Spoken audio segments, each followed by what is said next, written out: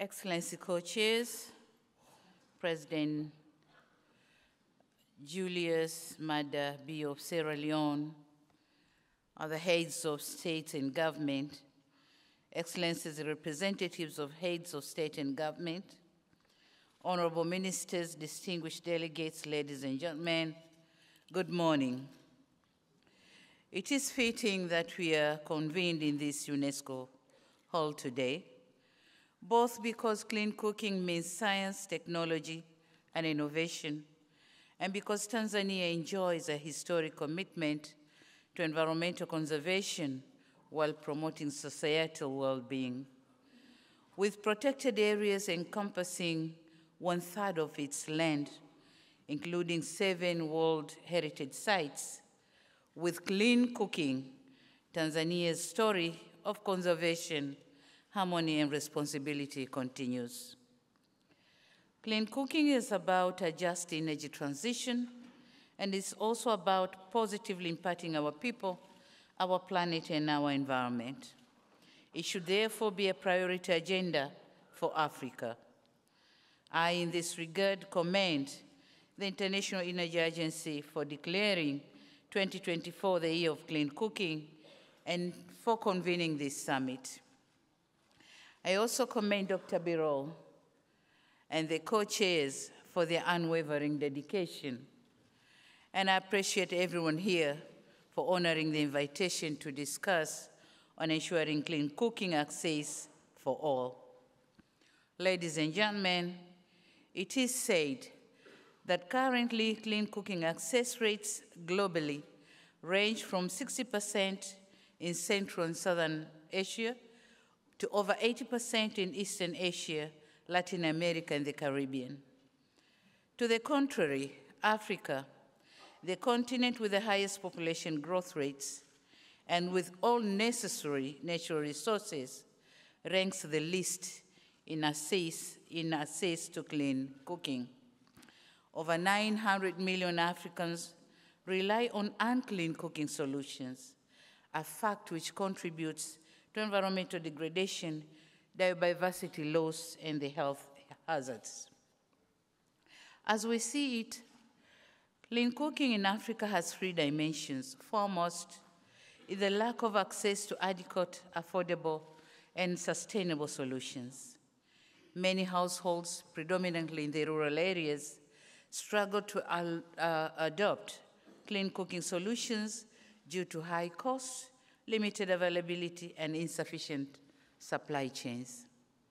The second dimension is lack of global attention, insufficient funding, and lack of awareness about the economic opportunities with the clean cooking industry that hamper efforts to scale interventions. Moreover, development of the needed solution is limited by insufficient research and innovation. The third factor is absence of smart partnerships to ensure clean cooking access for all. Emphasis must be put on realizing possible, affordable, and tailor-made solutions, and on sustainable responses through development of clean cooking fuels and technologies in Africa. The key role of gas in just energy transition has to be recognized. Excellencies, amidst these challenges, central to Tanzania's own commitment is delivering on our recent launched 10-year clean cooking national strategy, which aims to ensure that 80% of Tanzanians use clean cooking solutions by the year 2034. A national fund will be established to support clean cooking, and the Prime Minister will provide high-level oversight of implementation of the strategy.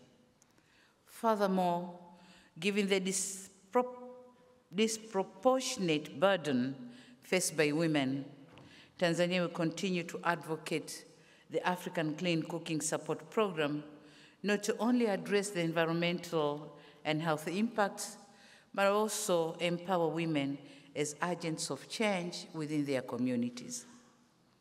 Ladies and gentlemen, effectively advancing the clean cooking agenda in Africa would help protect the environment by increased use, development, access to clean cooking solutions. Increased access would provide women more opportunities to engage in other productive economic activities, arresting cycles of poverty and inequality. On the other hand, reduced use of biomass fuels would slash exposure rates to toxic fumes and save lives. We are confident that this is achievable. The lessons learned in Brazil, India, and Indonesia serve as prime examples, and in Africa, Ghana stands as an example with lessons to share. Excellencies, I would conclude by saying that this summit underscores our shared commitment to advancing the clean cooking agenda, and central to this are support mechanisms and policy measures that provide a framework towards universal adoption of affordable clean cooking fuels and technologies across the continent. The sustainability of these measures relies on the ecosystem that would mainstream those measures into existing development and environmental financing facilities, and in integrating this in key multilateral platforms.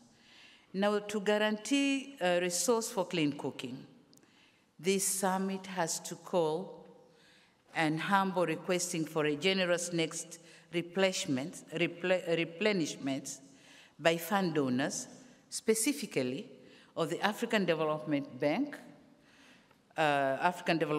Fund, that includes 12 billion for clean cooking, and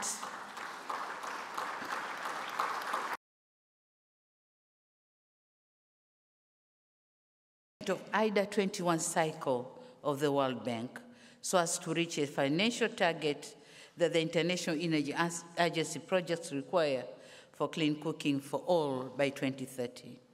We thus thank those who have already contributed, and we'll know the number later, but we still welcome more pledges of policy actions, smart partnership, and support in ensuring clean cooking access for all.